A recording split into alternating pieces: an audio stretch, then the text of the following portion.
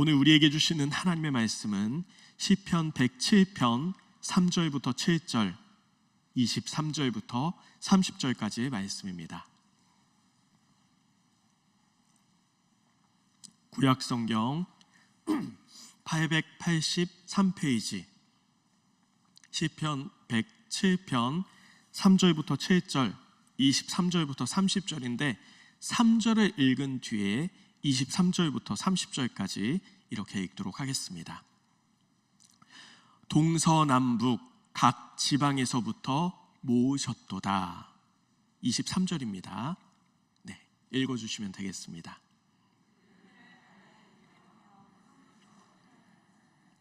여호와께서 행하신 일들과 그의 기이한 일들을 깊은 바다에서 보나니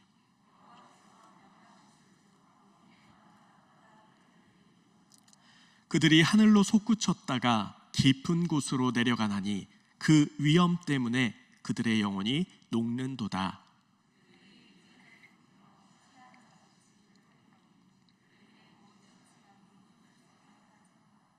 이에 그들이 그들의 고통 때문에 여호와께 부르짖음에 그가 그들의 고통에서 그들을 인도하여 내시고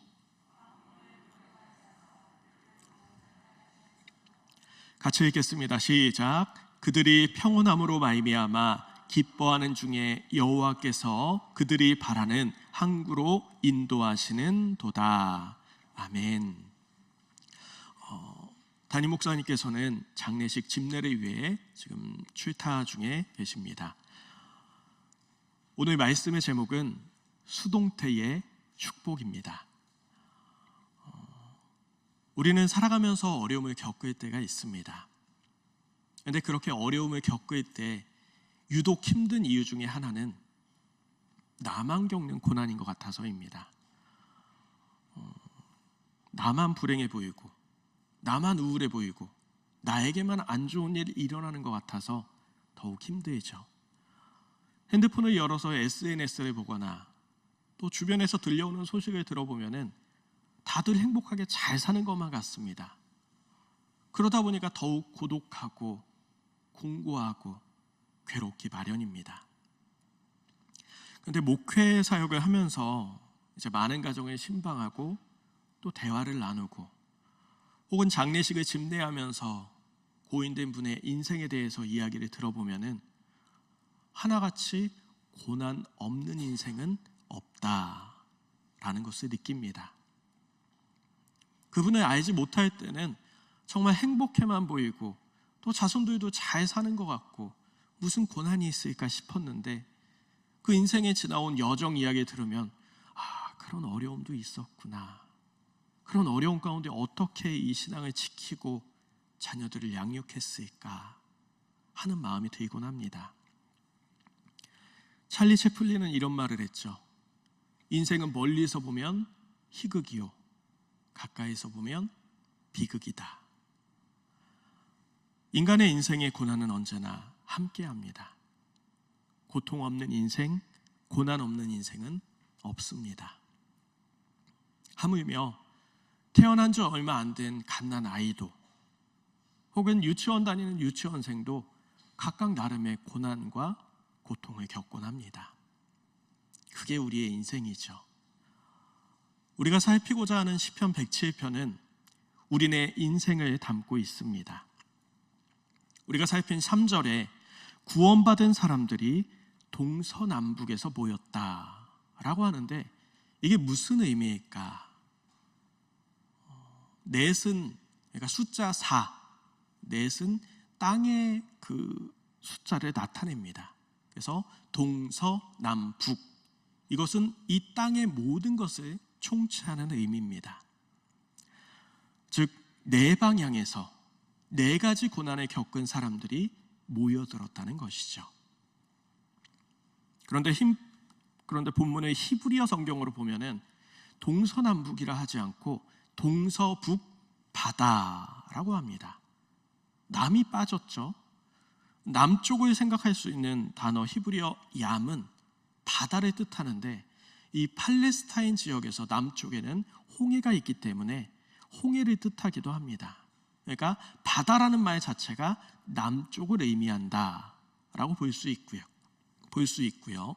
동서북, 이것은 순서대로 배열했다 생각을 해서 그렇게 살펴보고자 합니다. 근데 중요한 것은 이게 동쪽이다 서쪽이다 이게 중요한 게 아니라 사방에서 고난받은 사람들이 모여들었다라는 게 중요한 부분입니다. 먼저 동쪽에서 온 사람은 4절부터 9절에 광야 사막에서 길을 잃은 인생으로 사람이 살고 있는 성읍을 발견하지 못하고 계속 헤매이고 있습니다. 곧 어디로 가야 할지 갈 바를 알지 못하는 인생을 뜻합니다. 자신이 누구인지, 무엇을 잘하고 어떤 일을 할 때 행복한지를 알지를 못합니다. 그래서 무슨 일을 해야 될지, 누구를 만나야 될지, 어떤 인생을 살아가야 할지 방향을 정하지 못하고 헤매이는 인생입니다. 서쪽에서 온 사람은 10절부터 16절에 어둡고 캄캄한 감옥에서 고통과 쇠사슬에 묶여 있습니다. 이 말은 무엇인가 얽매인 인생이다 라는 의미이죠. 주님께서는 그들의 마음에 고통을 주셔서 그들을 낮추셨고 또 그들이 비틀거릴 때 돕는 사람조차 없습니다. 그런데 말씀에 보면은 이 사람들이 그렇게 얽매이게 된 것, 갇히게 된 이유에 대해서 근거를 보여주는데 11절 말씀에 보면은 하나님의 말씀을 거역하며 지존자의 뜻을 멸시하기 때문이다 라고 이유를 밝힙니다. 하나님의 말씀, 지존자의 뜻, 한마디로 말하자면 하나님의 계명입니다. 그리고 예수님은 이 하나님의 계명에 대해서 정리를 하셨죠. 하나님 사랑, 이웃 사랑. 이 말을 바꾸어 하자면 지금 갇힌 얽매인 인생은 하나님을 사랑하지 않고 이웃을 사랑하지 않기 때문에 그 인생이 얽매이게 되었다. 사탄의 종노릇하게 되었다는 겁니다. 그래서 계명을 사랑하지 않아서, 하나님의 말씀을 사랑하지 않아서 그 결과 돈을 더 사랑하고 관계를 더 찾다 보니까 그것들에 얽매이게 된 겁니다. 북쪽에서 온 사람은 17절부터 22절에 어리석게 하나님을 거역하는 반역의 길을 걷고 죄악을 저지르다가 죽을 병에 걸려 밤낮까지 잃고 죽음의 문턱까지 이르릅니다. 그렇게 평생을 병마와 싸우는 인생입니다. 하나님을 거역하는 것은 곧 나의 근원을 부정하는 것이기 때문에 몸과 마음, 영혼이 피폐해질 수밖에 없습니다. 그래서 죽을 병에 걸리게 되는 것이죠. 바다에서 온 사람은 23절부터 30절에 보여주는데 배들이 하늘 높이 떠올랐다가 깊은 바다로 떨어진다. 그리고 그런 위기 속에 그들은 얼이 빠지고 간담이 녹아버립니다. 이 사람들은 엄청난 풍랑 속에 지금까지 자신들이 갈고 닦았던 지혜와 모든 기술과 능력이 대자연의 힘 앞에 쓸모없게 된 자들입니다. 정리해서 보자면 자기 능력을 의지해서 인생을 펼쳐보고자 했던 그 사람들을 뜻합니다. 이렇듯 동서북 바다는 인간이 겪고 있는 총체적인 고난, 어려움을 이야기하고 있습니다. 인간이기에 이 세상에서 겪을 수밖에 없는 어려움들을 4가지의 유형으로 묶어서 설명한 것이죠. 그렇게 동서북 바다는 고난받은 사람들이 모여들었습니다. 동서북 바다에서 고난받은 사람들이 모여들었습니다. 길을 잃고 광야를 헤매이던 사람들이 모여들었고, 감옥에 갇혔던 사람, 또 죽을 병에 걸려서 괴로웠던 사람, 그리고 바다에서 풍랑을 겪었던 사람, 각각의 사람들이 모여들어서 그 이야기를 나누며 당신도 고난을 겪었고 나도 고난을 겪었다, 이런 이야기를 하면서 개인의 노래가 공동체의 노래가 된 것입니다. 한 개인의 고백에서 우리 모두의 고백이 되었다는 것이죠. 한 가지 예를 들어보자면 우물이 있다고 가정을 해봅시다. 우물이 있는데 하나는 철순의 우물, 하나는 영인의 우물, 하나는 갑돌인의 우물, 하나는 갑순인의 우물. 이렇게 각각의 우물이 있습니다. 그리고 우물물을 마실 때에 이건 영인의 우물이야, 이건 갑돌인의 우물이야, 이렇게 나누죠. 그런데 우물 속으로 들어가서 정말 그 속으로 쭉 들어간다면 어떻게 될까요? 결국에는 지하에 흐르는 지하수로 만나게 된다는 겁니다. 우물은 각각 있는 것 같지만 결국에 그 물은 하나라는 것이죠. 이렇듯 우리의 인생이 각각의 인생이 있는 것 같습니다. 그런데 그 인생 가운데 4명 깊숙이 들어가면은 하나로 만나는 통로가 있는데 그게 바로 고통이라는 겁니다. 우리 중 누구도 고통에서 자유로울 수 없고 고난이 없는 인생이 없습니다. 고통이 우리를 묶어주고 있습니다. 예수 그리스도의 고난으로 우리가 한 형제 자매가 된 것처럼 고난이 우리를 하나로 묶어주고 있습니다. 우리의 인생 가운데에 행복이라는 것은 선택하고 어떻게든 잡으려 합니다.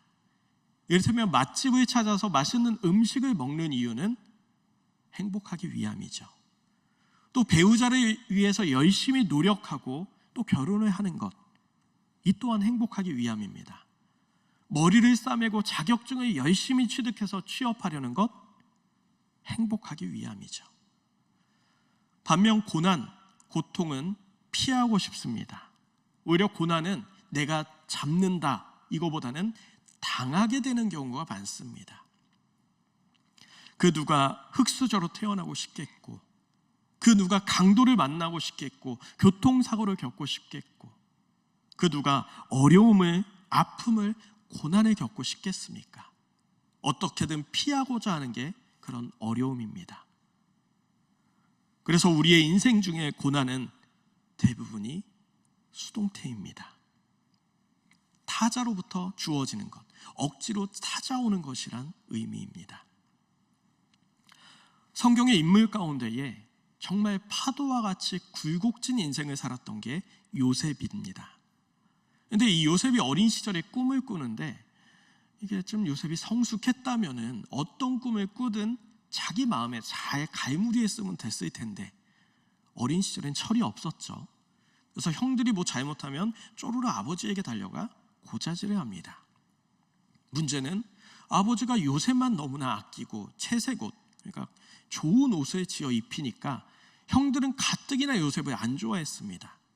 근데 꿈 얘기를 굳이 형들을 찾아가서 이야기를 하죠.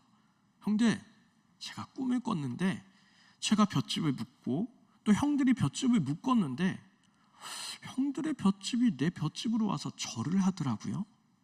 이게 무슨 의미예요? 형들이 저한테 절할 거예요. 가뜩이나 마음에 안 드는데 이런 꿈 이야기를 하니까 성경에 보면 더 미워했다고 합니다. 결국에 그 미움이 점점 커져서 요셉을 노예로 팔아버리고요. 요셉은 노예로 팔려가서 살아가다가 또 억울하게 누명을 써서 감옥에 갇히게 됩니다. 이후에 비로소 애굽의 총리가 되고 온 세상을 구원하게 됩니다. 많은 사람들은 이 대목을 보면서 요셉이 꿈이 좋았어, 요셉이 믿음이 좋았어 라고 평가하고 그렇게 생각을 합니다. 그런데 그 요셉의 인생에 대해서 시편 105편 17절부터 22절에 짤막하게 소개를 하고 있는데 이 말씀을 자세히 보면은 동사가 모두 수동태로 사용되고 있습니다. 그가 한 사람을 앞서 보내셨으며 요셉이 종으로 팔렸도다. 그의 발은 착고를 차고 그의 몸은 쇠사슬에 매였으니 곧 여호와의 말씀이 응할 때까지라. 하나같이 수동태, 즉 타자에 의해서 주어졌다는 겁니다. 요셉이 선택한 게 아닙니다. 당시 요셉은 특별한 비전을 가진 게 아닙니다. 시편 105편 19절에 그의 말씀이 그를 단련하였도다. 하나님이 요셉을 단련하신 겁니다. 하나님이 요셉을 이끌어 가신 겁니다. 하나님의 구체적인 개입이 있었다는 것이죠. 실제로 요셉이 감옥에 갇혔을 때에 시편 105편 18절에 새번역 버전으로 보면 그 목에는 쇠칼을 씌었다. 그 목에 쇠칼을 씌었다라고 하는데, 이 목이라는 단어는 히브리어 네페시로 영혼, 혼을 의미합니다. 그러니까 단순히 육체적으로 무언가 씌어졌다 이 개념보다는 영혼에 쇠칼이 씌어졌다, 이런 의미로서 직역하자면 혼이 쇠칼에 압박받고 또한 괴롭힘을 받았다는 의미, 우리말로 하자면 혼수 상태와 같이 정신이 없는, 내 몸도 잘 가누지 못하는 상태였다는 겁니다. 그가 나중에 풀려나서 총리가 되었어도 그가 어린 시절에 꾸었던 꿈과 지금 자신의 상황을 연계하지는 못합니다. 그냥 맡겨진 총리의 일을 감당하고 애굽 여인과 결혼해서 아이 낳고 하루하루의 인생을 살아갈 뿐입니다. 그러던 어느 날 극심한 가뭄 속에 온 세상이 어려움을 겪을 때 형들이 요셉을 찾아왔고 그 앞에 무릎 꿇고 식량을 구합니다. 그때 옛 생각이 납니다. 아, 내가 겪은 인생의 소산이 우연이 아니구나. 우연의 산물로서 내가 이렇게 살아온 게 아니구나. 하나님은 그때부터 이 일을 계획하셨구나. 요셉은 비로소 그때 하나님의 그 고난의 의미를 깨닫게 됩니다. 비로소 그때가 되어서야 그 고난과 그 인생이 연결이 됩니다. 요셉이 자신의 정체를 밝히며 형들에게 이야기를 할 때 형들은 무서워서 벌벌 떱니다. 왜냐하면 20여 년 전에 자신들이 잘못한 게 있기 때문이죠. 그러나 요셉은 형들을 안심시키며 이와 같이 고백합니다.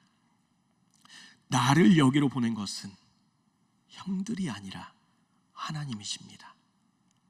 나를 여기로 보낸 것은 형들이 아니라 하나님이십니다.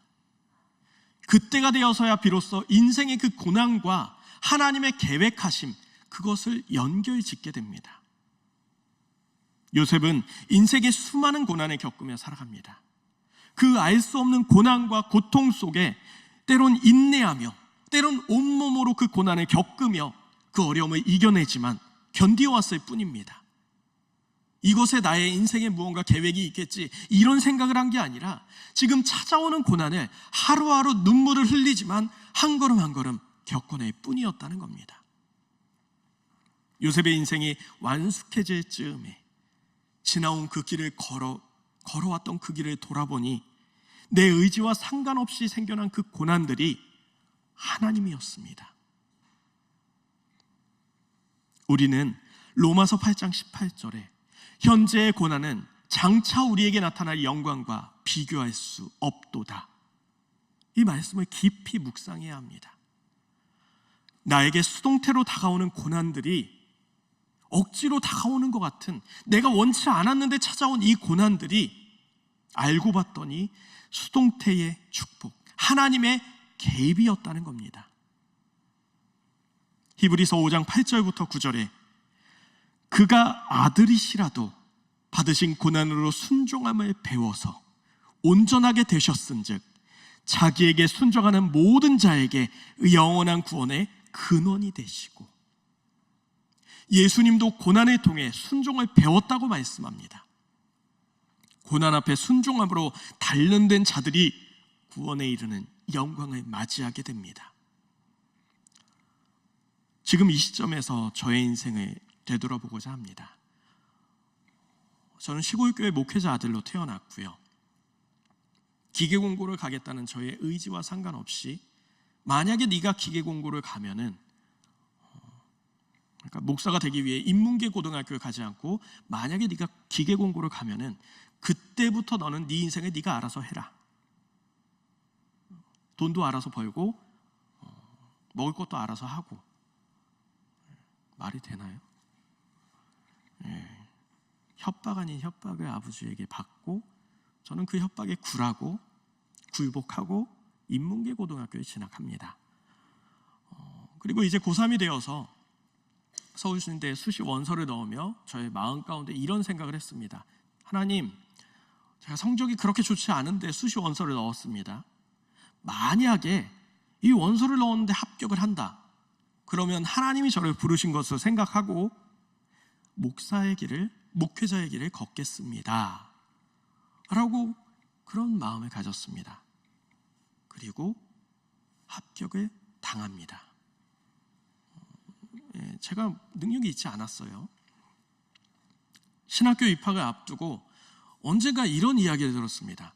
성령의 은사를 받은 것은 그 은사를 사용하는 책임이 있다.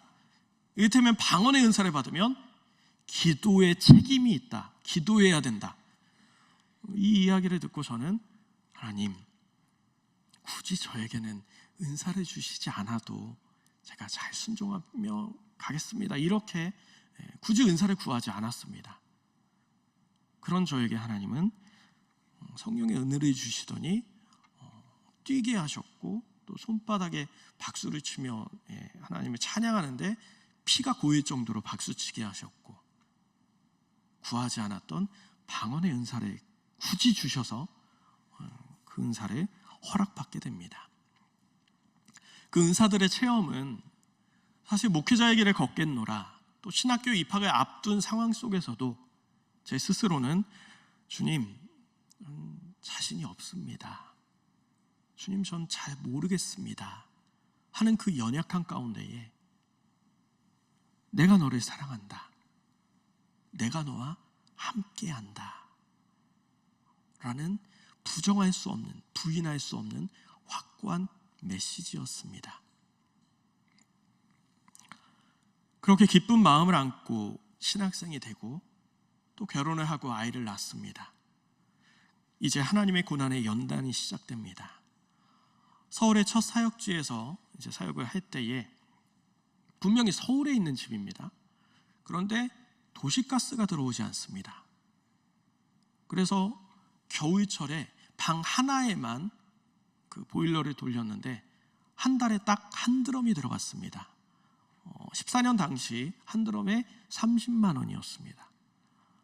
그리고 보일러를 떼지 않는 2층으로 올라가면은 밖의 온도가 영하 14도면은 신기하게 방의 온도도 영하 14도였습니다. 온도계가 그랬어요.